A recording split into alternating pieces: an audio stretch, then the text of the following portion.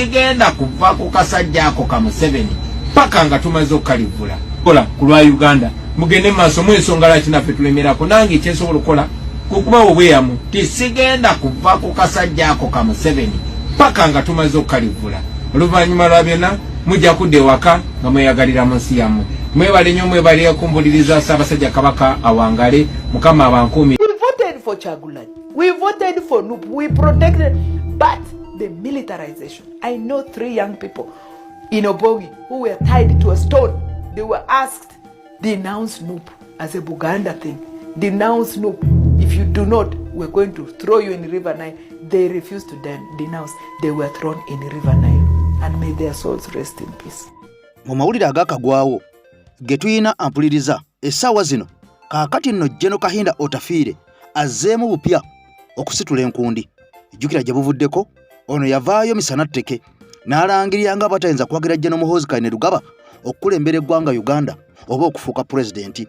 Ono yakakasa ensi n'ategeeza nga General Muhoozi Kainerugaba bwali mutabani wa mukwano gwe General Museveni tebahabulwa era ng'ono amwagala nga mwana oba asazeewo kubeera mu magye abeere mu magye tamwinaako buzibu wabula ekyokubeera nti alowooza nnyo ku ky'okufuuka pulezidenti ow'eggwanga Uganda General Muhoozi Kainerugaba oyo ampuliriza General Otafiire yagamba ebyo abifuuwe mu ng'ombe. General Kahinda Otafiire yategeeza nti General Muhoozi bino byonna byajjanga atwitinga bino byonna byajjanga ayogera bye bimu ku biraga nti amazima gennyini ono tasaanidde okubeera pulezidenti wa ggwanga Uganda. Kakati nno ono waabalukawo ampuliriza olutalo olw'omunda era olutalo luno lwatandikira ddala okubeera mu maaso nga lugenda lusajjuka. Kakati nno gye bukeredde olunaku olwaleero nga General Kahinda Otafiire akomyewo mu nkuba mpya. Njagala ompulirize bulungi gwali ku mukuto gwa AKTV Media Uganda nze Eke Master Magawo Muzinda lwabula nga sinaba kubeera nga nkutwala mu mboozi enzijuvu ennyinnyitivu ebigambo ebipya ate ebibaluseewo bino nga biviiridde ddala ku ebyo ebyajjanga bikolebwa okuviira ddala mu kalulu ka 2026 mu kampeyini ezaaliwo ebyaliko okutulugunya bannansi bangi baasibwa era nga n'abalala bangi wenjogerera nga battibwa dde kyokka nga n'abalala baabuzibwawo. Kati wuliriza General Kahinda Otafiire ampuliriza muganda Kakeeto onaku olero gye bukeredde ono ng'ategeezezza era ng'amaze okubeera nga alangirira. Ono agamba bino byonna ebigenda mu maaso ebikolebwa eby'okutulugunya bannansi ng'abantu abamu wuliriza ng'abantu abamu wabula abantu abamu be baani? Ntambula na Muzeeyi Waswa ono ampuliriza musajja mukumi wa Kyoto era nga Muzeeyi Waswa ono musajja mugabi wa Kyogo gwe mugezeeko olwaliro lwokka gwe kasomugamba nti AKTV ebisibi byonna bigenda kusumulula. Kati wuliriza General Kahinda Otafiire ono nga ye minisita akulira ensonga z'eggwanga ez'omunda era ng'ono ekitongole nga poliisi bonna bali wansi we bano boolaba babaasi byakagaba. Kati wuliriza General Kahinda Otafiire onaku olwaleero avuddeyo n'ategeeza eggwanga nti bano bonna aboogera nze nkulembera amagye gange nina amagye ndi mu buyinza nyina ssente agambye aga Katonda mu ggulu nalayidde nakakasa ensi n'agamba ebyo byonna nga bannansi baakedde omulundi gumu ne basituka. Nkulayirira gwe alowooza nti oyina amagye alowooza nti oyina emmundu alowooza nti oli mu buyinza ebyo byonna byakaseera buseera mwoli kubanga bannansi baagala obeeremu naye olunaku lugenda kukya olunaku lugenda kukya lumu ababonyaabonya bannansi abatulugunya bannansi abasibira abantu obwereere abawooza nti nze ngenda kufuuka pulezidenti kubanga nnyina amagye kubanga nnyina emmundu nze ndi mu buyinza ebyo byonna nkubuulira ebyo byonna nkiddamu nkubuulira omala byambulago kubanga ono agamba tulabye ku bannansi mawanga nga Misiri nga beekalakaasa ne bavuunika gavumenti. Tulabye bannansi mu mawanga nga Nepal nga bannansi be baasituka ne bagaa kati ekimala gavumenti yafundikira ampuliriza eneegudde ku ttaka. Ono ayongedde n'ategeeza bino byonna ebigenda mu maaso buli muntu yenna alina ofiisi gy'alimu okuviira ddala ku mukulembeze w'eggwanga waggulu.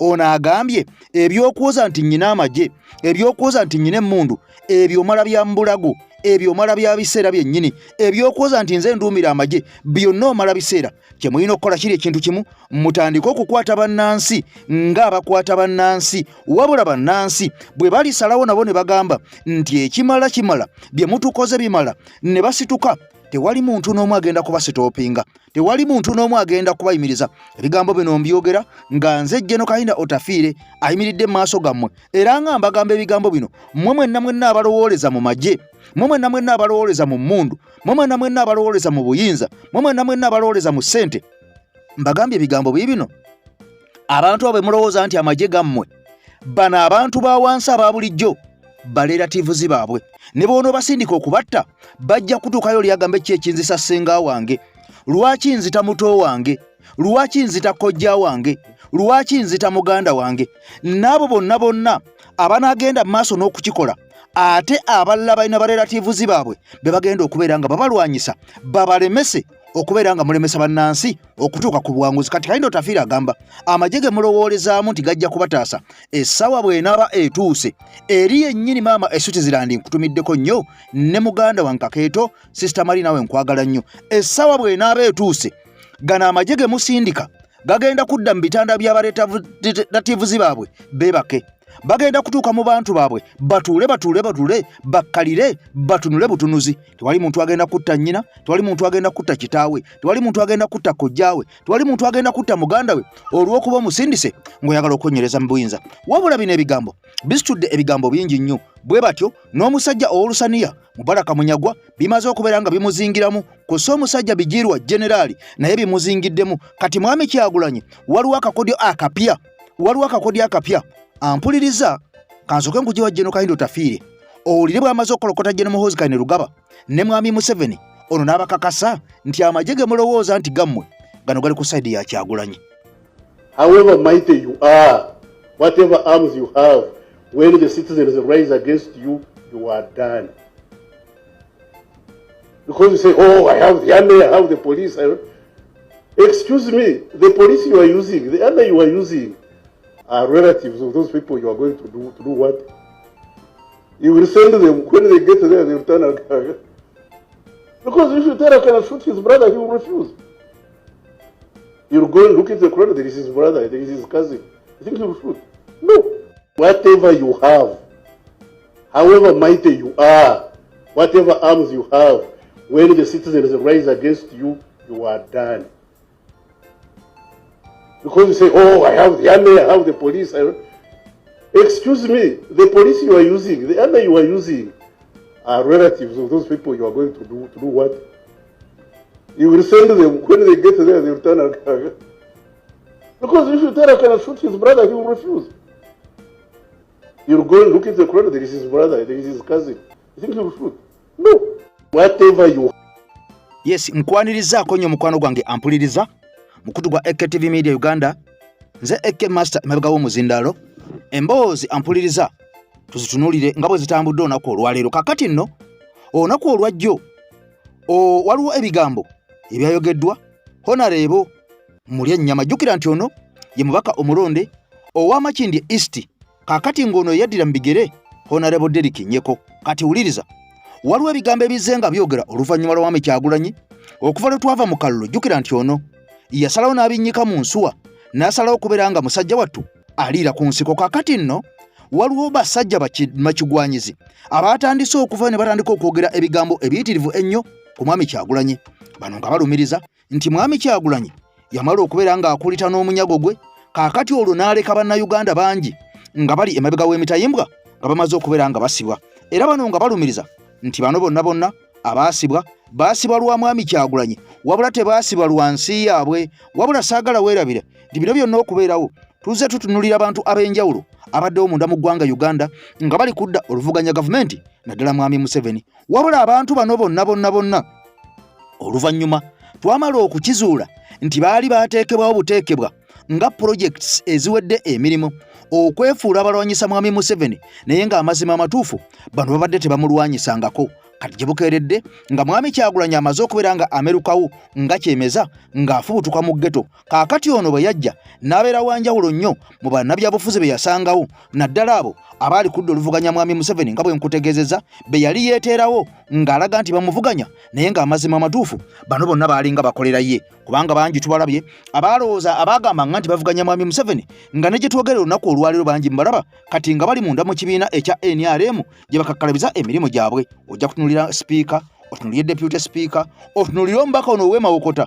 Kaakati ate mwalabe ne Inginiya Kaweesi owa NUP nga naye akola ekikolwa kye kimu nga kyongera okukkaatiriza ensonga ze nnavaayo ne mbategeeza nga tukyali mu kulonda akalulu, nga tukyali mu kunoonya akalulu, era nga tugenda mu kwewandiisa. Mujjukira nga mbagamba nti waliwo abantu abaatuteekebwamu omwaka mulamba emabega batandika okubeera nga batambula ku gurawundi balowoozese ensi nti bantuukakyuka, era ng'abantu bano baali bafandingi ba siteeti kennyini emabega waki wa NUP. Wabula nga NUP ate ekyewunyisa yagenda neefuna intelligence mu bantu ab'enjawulo, naddala abo ate abaaluka olukwe olw'okukwata abantu ne babateeka mu NUP beefuula ba NUP basobole okufuna kaadi za NUP bazibawe bayitemu ng'abaka ba paaliyamenti. Kaakati nno amawulire mangi gaasaasaana naye nga ga munda gaalaga ng'abantu bano nga bolaba Inginiya Kaweesi n'abantu abalala bolaba David Musiri n'abalala bangi nnyo abaali bamaze okubeera nga beegatta ku siteeti mu nkukutu, kaakati nga bakyefudde aba NUP.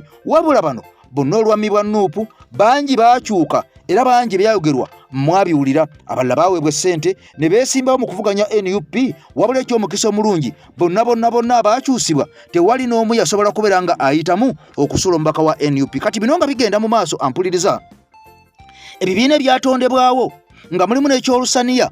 Tujjukirawo Nareebo eyali ku TV eyagaana okugoba Mubaraka Munyagwa mu studio, ono ng'amaze okulumiriza nti obubiina buno bwali bwotondeddwawo mwami Museveni okuvuganya NUP eyaddaladdala, okuvuganya opposition eyaddaladdala eyaliwo munda mu ggwanga Uganda. Kaakati kino kyakwata nnyo ku Mubaraka Munyagwa era n'agaana okufuluma studio nga Honorable Ssekabira amaze okwasa ensonga eno ey'obubiina buno obwali bumerukamerukawo nga kimaze okukakasibwa nti bwali butondeddwawo General Museveni kennyini bwesobole okubeera nga bwefuula obumuvuganya naye nga bukola diversion okugijja ku bantu. Kaakati nno webukedde olunaku olwaleero era obubiina buno nga n'ababukulira bongedde okulumiriza nti mwami Kyagulanyi y'omu ku baasibisa abaana abali mu makomera. Mwami Kyagulanyi mbu yakwata omusimbi n'abeera ng'amalamu omusulo, nti mwami Kyagulanyi yasalawo n'amala okukwatisa abavubuka bonna n'abateekesa mu kkomera. Bwe yamala bateekesa mu kkomera n'agenda gye yalaga. Kakati essaawa zino mbu gy'agamba nti yeekwese, naye okusinziira ku bali nga bagamba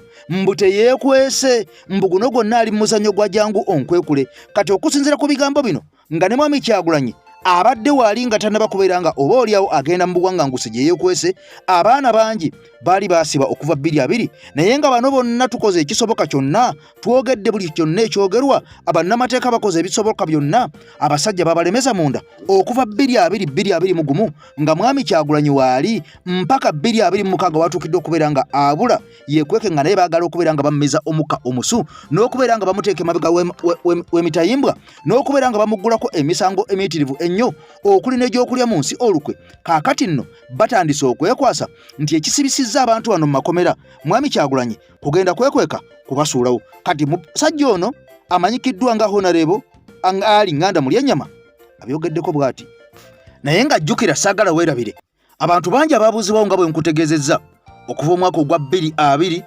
mpaka na guno gwaka ng'abamu tebaddangamu kulabwako, era ng'obweraliikirivu bungi nnyo nti bandibanga abantu bano baatuuka okubeera nga battibwa. Jjukira nti abantu bangi bafulumye mu makomera nga balaga nti batulugunyiziddwa ebitagambika. Obulamu bw'abantu bwawukana, osobola okutulugunya omuntu omu n'awona, omulala n'omutulugunya n'asimattuka n'afundikira ng'afudde. Gwe teebereza okuva 2020 abantu abaabuzibwawo ne bakwatibwa na guno gwaka abo bataddangamu kubako kya mu lubaale balagawa.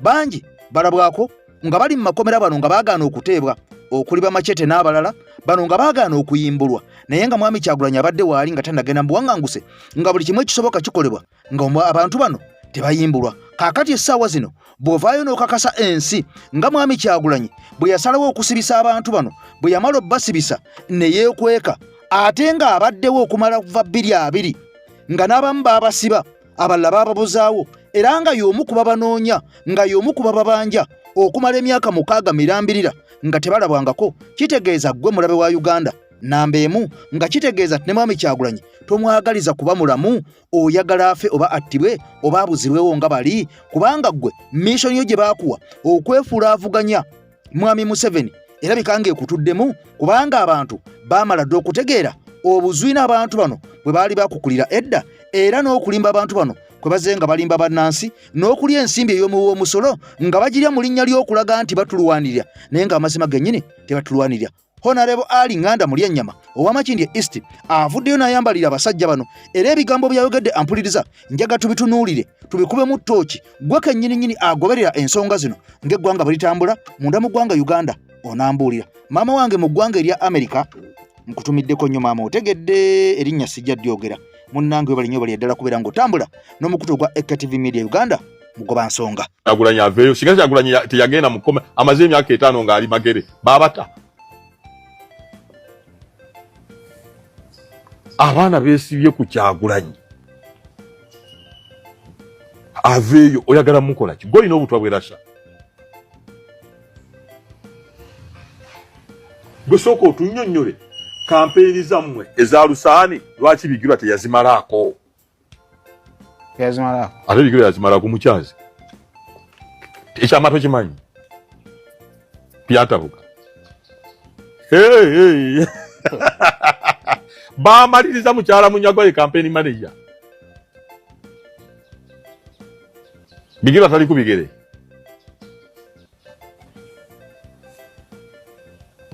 muve ku Kyagulanyi nja baabya mwe muntangu muwinongo munsokodde Bigirwa drone ye yakutwala ebusoga etudde lwaki Bigirwa teyamalako campaign za Lusawaani njagala ondeetere akagundi akaggwayo nga Bigirwa akyakwata mu Lusaani ng'omukunzi aluliko yekka nagambye tumanyi bye bamanyi tebamanyi bye tumanyi I'm a presence man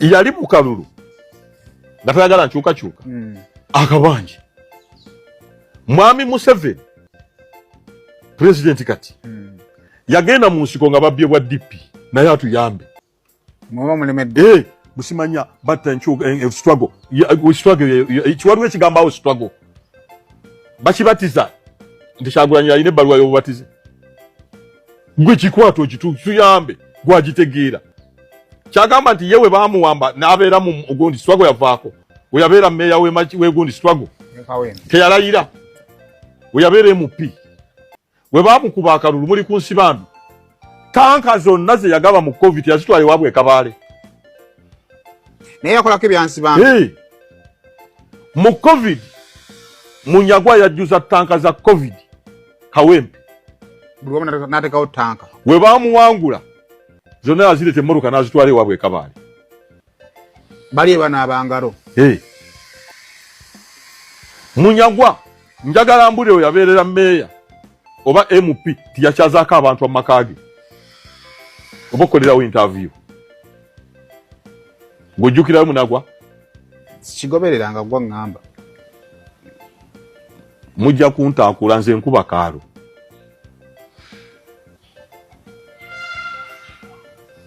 uwa ebyobufuzi yabikoleranga ku Zungululu kiki yakolawo ekirala twali ffenna nze nali kamanda wa Munyagwa kusebaga ya script ya Kamulali era agamba nti Kyagulanyi ali mugundi okukola edduwa ya Kamulali mu ttale kyali kijjako Museveni yavaako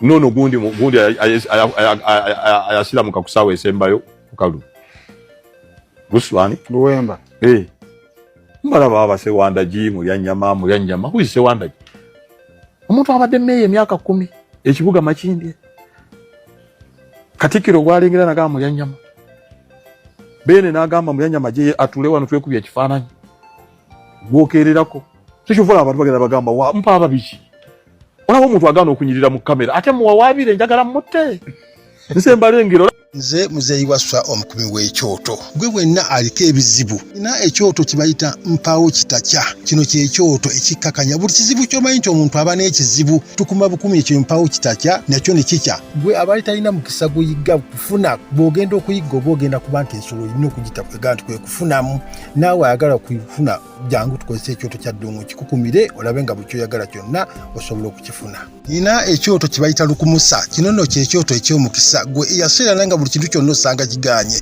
olw'obutaba na mukisa ojja n'enkukumira ku kyoto kino nobanga osobola okukyusa ku mbeera n'ogirabako kyoto kino ekyalwezaawula mukadde ono lwezaawula y'omu ku bantu abazuula emikwano okufuna emikisa kweganga omanyi nti buli kintu kiganoga nti kino kyali kibuze nsobodde okukifuna mu bwangu kyekyo ekyoto kyalwezaawula kyowulya kitwogerako ekyajjajjaffe eno ye nnamba kwensangibwa 0752280910 obanga ojja kusobola okunfuna.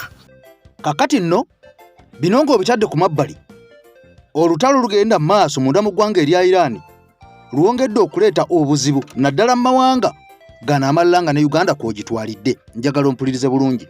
Olutalo luno olufuuse kafungulankete oba olufuuse nnamulanda ng'amabere g'embwa mukwano gwange ampuliriza luwongedde otutunuza ebikalu oba ebitukula makayi byazaalira ku nsiko. Jjukira nti abasajja bano Iran efaafaagana na mwanga Amerika ne Israeli oluvannyuma lw'eggwanga erya Amerika okulumiriza nti abasajja bano babadde bakola nuclear ne missiles enkambwe ennyo mbwe ziteeka obwerinde ku nsi yonna n'amawanga nga Amerika okutwaliza awamu. Kakati nno bano mu kustopinga abantu bano ampuliriza abasajja bavudde ne bakakasa ensi ne bagamba wadde atakulekera tomulekera ennyanja ekutta omira nga bw'olaba maapu eyo abasajja abava mu ggwanga erya Iran bamaze okuggala olugolomero olwo Strait of Hamas. Kakati nno olugolomero luno oba guyita omukwesese oba omuwaatwa mwe mubadde muyita amafuta gonna agagenda mu nsi yonna agava mu bitundu naddala ebyo eby'Obuwarabu byonna nga bw'obiraba ne Gulf countries amawanga nga UAE amawanga nga Saudi Arabia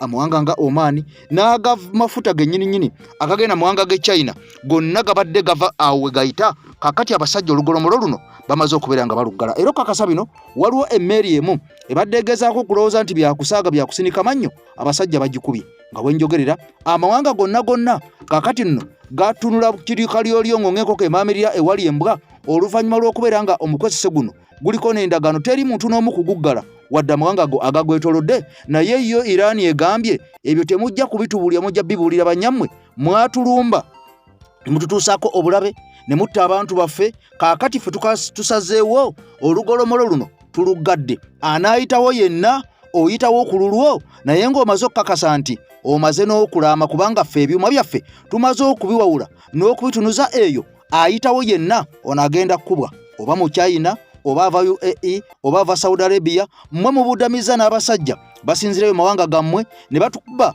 ne batta abantu baffe nga basinzireyo ku beesi ze bateeka mawanga gammwe. Jjukira nti General Kaguta Museveni ono nga ye mukulembeze w'eggwanga Uganda yavuddeyo gye buvuddeko n'ategeeza nti ekyamugaana okuteeka beesi y'Abamerika munda mu ggwanga erya Uganda kwe kwewala ebyokuwoza twagala tusinziiraawo tukube eggwanga lino twagala tusinzireko awewuwo tukube ensi eno. Kaakati Museveni yagamba ebyo nze sibikola wano temujja kuteekawo beesi yammwe. Essaawa zino amawanga nga Qatar amawanga nga Saudi Arabia amawanga nga Oman Jordan Bahrain n'amawanga nga United Arab Emirates kaakati Iran etandise okubeera nga ebakuba emizinga egy'omutawana ennyo wadde ng'egimba gi interceptinga oba bagikubira mu bbanga naye era waliwo egimu egyesolosa ne drone ne zigenda ne zikuba enfeezo naddala esangibwamu Abamerika oba beesi ziyite beesi z'Abamerika munda mu mawanga gano. Kakati nno bino byonna okutwaliza wamu Strait of Hamas emaze okubeera nga eggalwa era bw'owulira nti amafuta gaalinnye toddamu kubeera nga weebuuza kubanga amafuta agayita wano gakola ebitundu ebiwera ddala nga 25 n'okweyongerako waggulu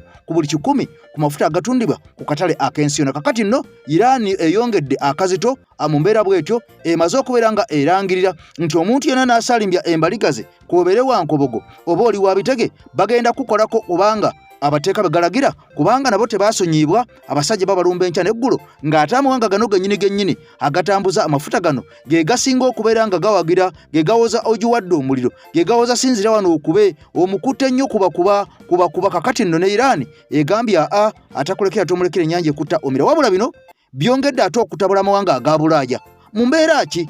Kansooke nkulaga eggulire lino tugende e Bulaaya owulire Amerika bagigobye. Iran's Islamic Revolutionary Guard Corps Navy. No ship in every type is not allowed to pass from a Strait of Hormuz till next notice. Eggye lya Iran lyongedde okussa akazito ku mawanga ga Buwarabu agalimu enfo z'amagye ga Amerika bwe gasinzira okubalumba mu lutalo Amerika ne Isirayiri bwe babaggulako ku lw'omukaaga oluyise.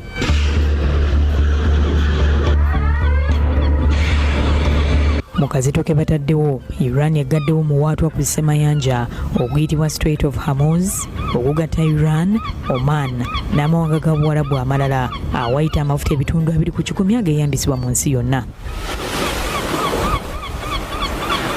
Omugga guno ogulina obuwanvu bwa mayiro 21 gwe gusinga okutambuzibwako amafuta mu nsi yonna era amafuta okuva mu mawanga nga Saudi Arabia, Iran, Iraq, Kuwait, Qatar ne UAE gayita wano okutwalibwa mu ssemazinga Asia n'ensi yonna okutwaliza awamu. Wano we wayita n'ebikozesebwa ebirala ebiva mu mafuta nga hydrocarbons ebikola ebitundu 2 ku 10 ebyeyambisibwa mu nsi yonna. Okuggala omuwaatwa guno kati kyakuviirako ebbula ly'amafuta mu nsi yonna kubanga abagagula tebalina ngeri ndala ya kugatambuza. Kino era kyakuviirako n'emiwendo gy'amafuta okupaaluusibwa olw'engendo empanvu emmeri ezitika amafuta ze zirina okutindigwa okugatambuza so nga n'ebyenfuna byakuteekebwako akazito. Wadde ng'etteeka erirungamya ku nkozesa y'okussemayanja likkiriza buli mmeri oba entambula y'omu bbanga okweyambisa omuwaatwa guno awatali kukugirwa amawanga agagwetoolodde okuva Amerika ne Isirayiri bwe baggula olutalo ku Iran. Iran eriko ttanka y'amafuta gye yakubye era ezzenga etiisatiisa okukuba ttanka yonna enaagezaako okuyisibwa ku muwaatwa guno ekiviiriddeko n'abatambuza amafuta okugeesonyiwa. Kakati nno okusinziira ku bigenda mu maaso gye bukeredde olunaku olwaleero oba gye buwongeredde nga waliwo amawanga munda mu Bulaaya oba gye wandiise Europe gano agamaze okuvaayo ne gakakasa nti ekikolwa eggwanga erya Amerika kye lyakola okubeera nga balumba ensi eno eya Iran kino baakola nsobi era baamenya amateeka. Okusinziira ku mawulire ge tufuna gongera okukakasa n'okukiggumiza nti amawanga kaakati gakwatya ddala eyo mu 10 n'okusoba agavuddeyo ne gagamba munywanyi waago Amerika bwe baalinyanga mu kimu bwe baatambuliranga mu kimu era nga amawanga gano twagalaba mu biseera by'eggwanga erya Amerika bwe baalumba Saddam Hussein mu ggwanga erya Iraq. Kaakati amawanga gano ge gamu ku ago agali amasaale nga balumba eggwanga lino eririmu kakati eyali omugenzi eryalina pulezidenti yali amanyiddwa nga Saddam Hussein nga wenjogerera mugenzi era nga amawanga gano geekwata wamu nga kitole okugenda okulumba omusajja wano Saddam Hussein nga bano baali balumiriza mbwe yali alekedde okubeera ng'akola nuclear of which bano nga baate bayinza kubeera nga bamukkiriza okukola nuclear kubanga mbu ono yali ateeka amawanga gano ku bunkenke n'okubeera nga ono yali asaponsalinga abayeekera ab'enjawulo okwetolola ensi yonna oba bayite baterarisi bannalukalala. Kakati nno amawanga agamu ku ago agaali ku lisiti eyalumba Saddam Hussein mu kulumba eggwanga erya Iran abasajja ebigambo baabivudde mbano nga bagamba mbu Amerika kye yakoze kaakati kino kimenyera ddala amateeka okwetolola ensi yonna era nga kaakati lisiti eno gye njagala okubeera nga nkuwa ey'amawanga gano wabula nga amawanga gano waliwo agamu agakyagendera ddala mu nkwawa eza Amerika n'okubeera nga gagamba bugambi nti ye ssebo w'okutenyweza okuli amawanga nga Bufalansa, eggwanga lya Bungereza, Germany.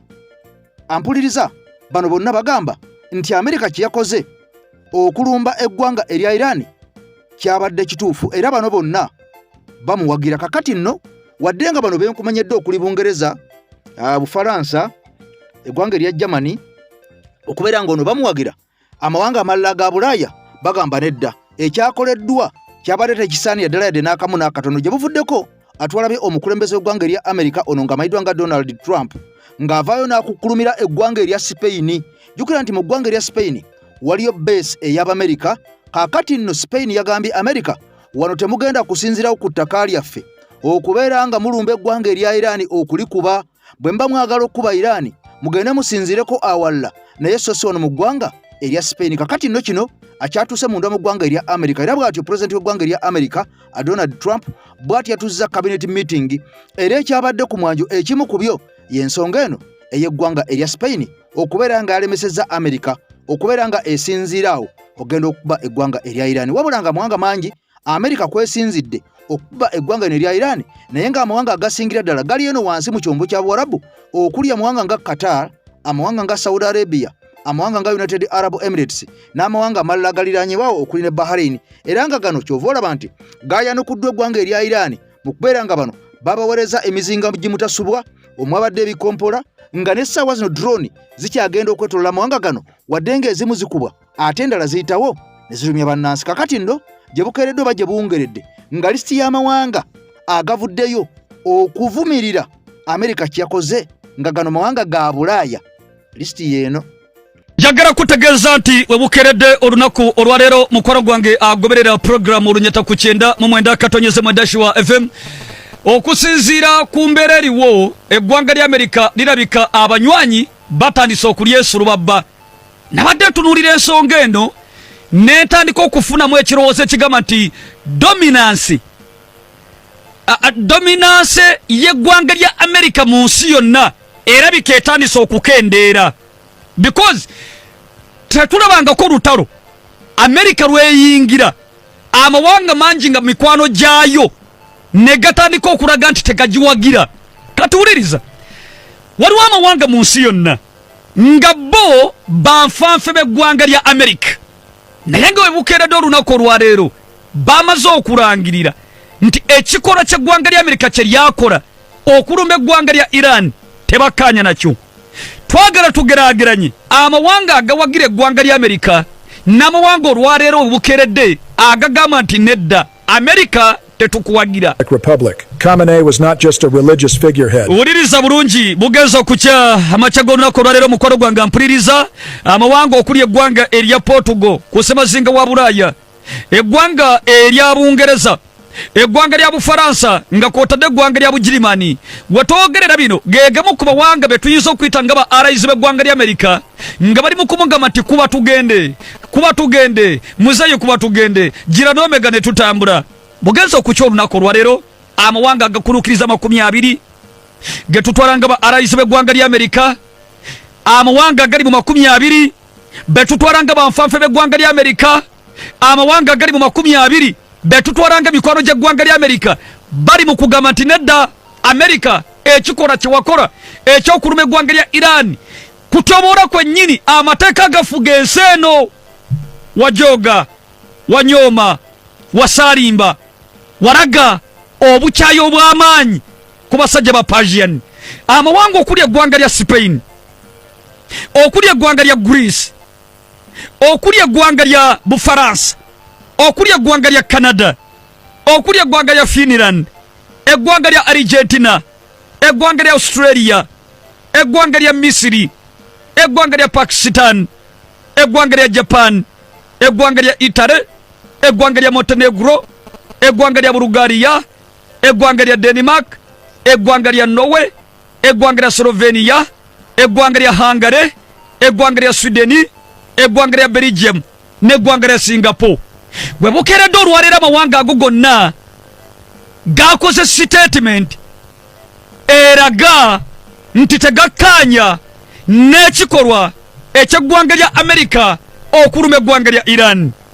Era amawanga gano gamaze dde okulaga si meeteefuteefu okukkiriza eggwanga lya Amerika okweyambisa enkambi zaago ezisemeredde ekyondo kya Buwarabu okulwanagana n'eggwanga lya Iran. The US's dominance, the global influence of the US seems to be declining. Kakati nno bino nga byongera okugenda mu maaso, mujjukira munda mu ggwanga Uganda, gavumenti y'eggwanga Uganda bwe baavaayo ne bakwata obutitimbe n'obutitimbe bw'ensimbi ezaali eyo mu buwumbi n'obuwumbi.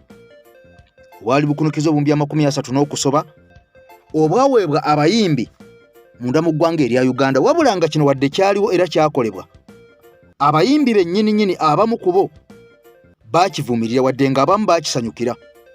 Wabula nga wenjogerera essaawa zino abamu ku bayimbi abaagabanyizibwa ku ssente ezo essaawa zino beeyaguza lujjo, era nga bwe bagamba nti muzikomyewo okuggyako nga bakubye emiggo n'obabatwala emitwe oba abamu n'obatwala eruzira nga bagenda kuvundira eyo, zino ensimbi zaggwawo dda. Wabula nga abalala bagamba baali beetaaga structures oba kyewandiise copyright oba emiwaatwa emituufu, ensimbi zino mwe zinaaganyuzisa abayimbi bonna bwe banaaganyulwa okubeera nga tewali asosoddwa nti ono munene, ono mutono, ono bamwagala ono tebamwagala ng'abayimbi abamu bawa amagezi ne bagamba abo batuwa copyright kitegeeza buli muyimbi ne watomuwadde ssente copyright gy'aba afunye ajja kusobola okulya ku kiyiiye kye okuva lwatandise mpaka lwalikoma obwongo bwe buli musalako wabula ate bw'okwata biliyoni 3 n'oziwa abayimbi abagenda okujja enkya abapya kitegeeza bo tebagenda kubeera nga bafunamu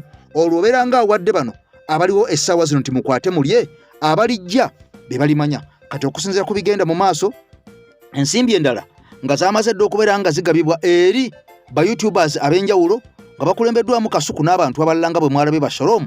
Kaakati nno bino byongedde okusitula emmeeme naddala ez'abo bannayuganda abagenda maaso n'okutunulira ensonga entuufu ezandibadde ziyitwamu bwe kiba nga kyetaagisizza kuyamba abantu bano. Lusekinnoomu abantu bano bandiyambiddwa batuya mu kifo ky'okubeera nga bakwata ssente enkalu ne bazibawa dhaani okubaako bye babakolera bye bandijjeemu ssente oba oliawo nga n'abalijja abaliddawo abakola omulimu gwe gumu ng'ogwa YouTube, abakola omulimu gwe gumu ng'ogwa music, abakola omulimu gwe gumu ng'ogwa TikTok nga basobola okubeera nga baganyulwamu mu ebyo bye babeera bakoze oba mu ebyo bye babeera bayiiza bo nga abantu oba oliawo basobola okubeera nga bafuna longottamu investment dhaani okubeera nga baweebwa ssente zino okubeera nga baziteeka ku mimwa n'okubeera nga bazibawa tebabasomesezza butya oba ozikozesa batya bwe banaazifunamu essente zino baziganyuddwamu batya. Kakati nno onaku olwaleero awaliwo omuyimbi gwe nakwataganya naye ampuliriza nga emboozi ye ebadde nkulu nnyo ku nsonga eno era n'ensalawo n'eŋŋamba sijja kubeera nga mbituulira sijja bisirikira njagala nnyo nawe munnayuganda onkwataganezeeko oba onkwatireko tugende mu mboozi y'omusajja ono owulire nti abayimbi abamu wadde baavu wadde banaku wadde si bagagga babijodolo babinyonkondo abatonya emmooli naye amagezi ge basuza oba oliawo ate be bandibadde abatuufu okubeera nga bakulemberwa bannaabwe wadde ate waliwo abamu abaalondebwa naye ng'amazima gennyini baalondebwa tebasaanidde wabula nga baana abamu baalondebwa lw'amaanyi ga ssente lw'amaanyi ga state lwa state influence naye nga tebaali tebalina dde quality n'emu ey'okubeera omukulembeze mu bayimbi bannaabwe ng'abo abaali basaanidde okulembera bannaabwe okubawa amagezi okubawabula okubavuga okubatuusa ku kituufu ekyo kye beetaaga ate baasuulwa bbali olw'okubanga endowooza zaabwe zaali tezikkiriza kubeera nga zigulibwa essente. Kaakati bano baasuulibwa mu kasero. Njagala onneegatteko ampuliriza tugende mu mboozi eno. Tulina kwekozesa twetaaga structure balina temutuwa gavumenti mukola nsobi ottuwa era ensobi mujjajja ejjusa tunula mu kamera gavumenti mukola nsobi ottuwa ensobi mujjajja ejjusa temulina ttuwa sente zisigibwe mu structures ezikola omulimu guno ffe tujja natuuka okubawola. Industry music esobola owola ku gavumenti sente bulungi nnyo singa ebikolebwa ebituufu bikolebwa. Ba omugenzi agisebana mwami Sebana Kizito bali basobola okuwola gavumenti as individuals mwami wava muno about an industry bwabasudirwa asobola okukwata sente naziwa ku gavumenti. Thank you so much. About an industry. Yes.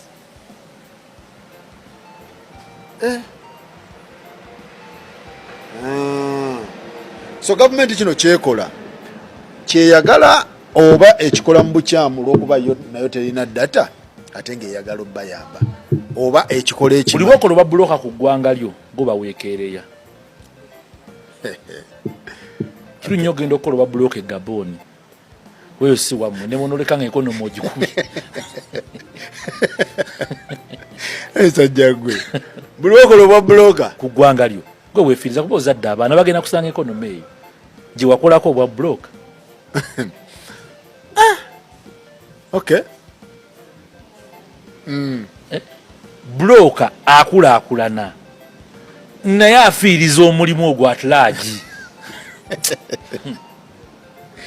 buli wokuba ekibuloke wa mwami Museveni ng'okikuba mu linnya lya industry oba mu linnya lyo nga gwe nga nze ngende wa mwami Museveni mugamba ogenda kusanyuka era ogenda kwogerwako ng'abavubuka abakyasinza okubeera obulungi mu generation eno naye generation next toliiwo ogenda kubeera villain togenda kubeera hero. Olina kuchuzinga a player chooses to be a hero or a villain.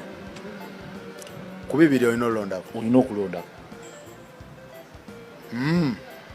because ozadde abaana tumanyi kyebagenda kuba abantu bakyajja abantu bagenda yimba okusinga abantu bagenda kujja mu technology okuyimba okusinga ate abantu bagenda kujja bakole reforms kati gwe nga bakudiscussingira mu bali abaali balemesa ate nga yali abasakira kyeri kyenkugamba ekirungi okukola obwabbula era yazireetanga ne muzirya kale waliwo polisi ega nti kinyuma nnyo omusasi okusaka nga akkuse weeri nti omusasi kinyuma nnyo okusaka ng'akoze eki ngakkuse kikirungi musasi kusasira mu gurupu y'abayala ng'asakira ku linnya ly'abayala kikyamu mu busiraamu emaari eba ya riba nze Faruku nina ekibiina kyange ennyamba abaana abataliko mwasirizi mumpe ssente mbayambe ne bazikuwa ssente n'ozira riba ogwo muliro riba kubanga ekisiikirize kye weesigamyemu kyabakateyamba ate oziridde kozeseza linnya genda osabeyo ssente nga ggwe agayanaye nze mumpe mbayambye mbakubidde omudomo muwenze muwenze nze togamba industry ojja funa ebizibu maaso kubanga erina yes kubanga bagenda kujja banange abantu abali mu kiseera ekyo yesu bambagamba nti ajja niye yajja n'ababuulira ekikyamu era n'abagamba nze ekkuba eri amazima n'obuki awenkanya abamukkiriza bakkiriza abatakkiriza era tebakola ki ne ku ssaawa ya leero naye ye enjiri yagikola ki so ebiwandiiko ebyasayiningibwa eggwanga erya Amerika eggwanga erya Rwanda n'eggwanga erya Congo bye bivuddeko kanaaluzaala ow'okubeera nga eggwanga erya Rwanda lyateekeddwako envumbo amagye abakulu munda mu magye gano ag'eggwanga erya Rwanda. Mwami Donald Trump bwe yali asayininga endagaano zino waliwo ebibuuzo ebyamubuuzibwa nti watyanga endagaano zino zimenyeddwa abasajja bano ogenda kukola otya nga Amerika abaddewo nga basayininga agenda kukola atya era ogenda kuyamba otya abantu bano abaana babamanye endagaano zino esekeddwako omukono olunaku olwali ojjukira nti Amerika ye yali makkati w'eggwanga erya Congo n'eggwanga erya Rwanda nga bakola endagaano ya ceasefire munda mu ggwanga erya Congo. Kakati nno ono Donald Trump bwe yabuuzibwa yaddamu n'agamba bano bonna abantu bakulu tetusuubirayo muntu n'omu agenda kumenya ndagaano eno ekoleddwa olunaku olwaleero wabula ono bambi teyamanya nti omwana wa Afirika yenna bagamba suula omuggo omwonoone suula omuggo oyonone omwana ey'eŋŋombo eri munda mu Afirika. Kakati nno bye byavaako obuzibu yaddamu bw'ati. I don't think they will violate. I think they mean it, but we have very severe penalties, financial and otherwise. Senior official. Bassebo ne bannyabo munnamawulire yamubuuza nti singa endagaano ekoleddwa wano emenyebwa kiki ekigenda okuddako. President Trump teyamanya nti baayogera nabo ekituufu tebawulira. Yagamba sisuubira nti nno bano bagenda kumenya endagaano. N'agamba tebajja kuzimenya. Ne bwe banaazimenya consequences ebijja batuukako bijja kubeera bintu bizibu nnyo. Ladies and gentlemen, kankutwale ku kiriwo essaawa eno. Omanyi abantu mugamba nti no sanctions ebiseera ebisinga tezikola. Njagala okutwala bassebo ne bannyabo ku ngeri ki mu kiwandiiko kino President Donald Trump ku kiwandiiko kyayisizza ku ggwanga erya Rwanda tukisome ate tugende nyina okubannyonnyola kiki ekigenda okuddako. Bw'ogenda ku mutimbagano the US Department of the Treasury kuliko ekiwandiiko ekyafulumya ennaku z'omwezi nga 2 Maachi 2026 era nga kino kyekyabadde kigenda eri bannamawulire bonna. Ekiwandiiko kino bassebo ne bannyabo kigamba ki? Bassebo ne bannyabo ekiwandiiko kino, this is the press release. Treasury sanctions Rwanda officials condemns the blatant violation of the Washington Peace Accords. sanctions support peace in the DRC. This was made in Washington. Today, the United States Department of Treasury of Foreign Assets Control, OFAC, imposed sanctions on the RDF, the military of Rwanda, and 4 of its senior officials. The RDF is actively supporting, training, and fighting alongside the March 23 movement, a US and United Nations sanctioned armed group responsible for human rights abuses and mass displacement crisis in the DRC. The RDF has supported M23 as it seized this territory in eastern DRC, including provincial capitals of Goma and Bukavu, along with strategic mining sites in the eastern DRC. M23's offensive would not have been possible without the active support and complicity of the Rwandan Defense Forces and its key senior officials. President Trump is the peace president, and the Treasury will use all its tools at its disposal to ensure that the parties to the Washington Accords uphold their obligations, said the Secretary of the Treasury, Scott Bessent. Nkugambye basebo ne banyabo bano basayininga endagaano ezaali ziyitibwa Washington Accords zino President w'e Rwanda ze yamenye. Kakati bano bamutaddeko sanctions nga bagamba ebikolwa byonna ebigenda maaso bo babiraba nga Rwanda yebikola newankubadde beekweka mu M23 tebakoma bukomi ku supporting M23 nabo benyigira mu butereevu ne bayingirira eggwanga eddala ne bagenda ne balumba ne batandika okunyagulula ebyobugagga n'okutta abantu. Days after President Donald J. Trump hosted DRC President Felix Tshisekedi and Rwandan President Paul Kagame for signing the joint declaration on the Washington Accords for Peace and Prosperity, which they termed as the Washington Accords, M23 captured Uvira, a strategic city located along the DRC-Burundi border. The military offensive resulted in civilian deaths and forced thousands of residents to flee their homes. Despite its subsequent exit from Uvira, M23's continued presence near the border with Burundi and the RDF's continued support for M23 carries the risk of escalating the conflict into a broader regional war. In a joint statement issued by the International Contact Group for the Great Lakes, the United States denounced M23 and RDF military operations and called on the RDF to withdraw from eastern DRC. Nkugambye bano newankubadde bakapchalinga Uvira bwe bamaliza okusayininga endagaano z'omu America bagenda maaso ate ne bagenda ne bakapchalinga ekitundu ekirala ekiyitibwa Uvira newankubadde bakifuluma ne bakidda ku nkingizi oba ziyita ensalosalo okubaawo kwabwe mu kitundu awo kuleeta obutabanguko mu kitundu. Era basebo ne banyabo mu joint statement eyafulumizibwa abayitibwa Contact Group for Great Lakes saako ne US, M23 bagirangirira nti kibiina kyabatujju era ne enkola zonna saako ne military operations za Rwanda Defense Forces ne zirangirirwa nti zino zalina okuva mu kitundu ekya Congo. Basebo ne banyabo, the Rwandan Defense Force supporting armed rebellion in the eastern DRC. Kuno kwe basinzidde okwagala okujja nakyemalira afuga eggwanga lya Rwanda mu ntebe. The Rwandan Defense Forces has provided direct operational support to M23 and its affiliates. The RDF has introduced advanced military equipment to the battlefield in eastern DRC, including GPS jamming systems, air defense equipment, drones, and additional material.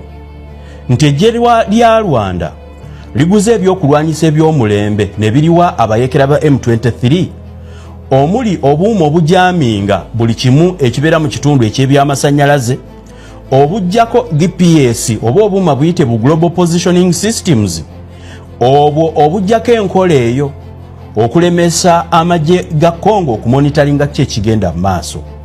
Basebo ne banyabo bano nti baleese ne air defense equipment ebyokulwanyisa ebirwanira mu bbanga nga Rwanda Defense Forces yebiwa abe mu 23. Mu byo bano basobodde okuleetera mu 23 okubanga yeeriisa nkuuli n'okwekalakasiza mu Eastern DRC.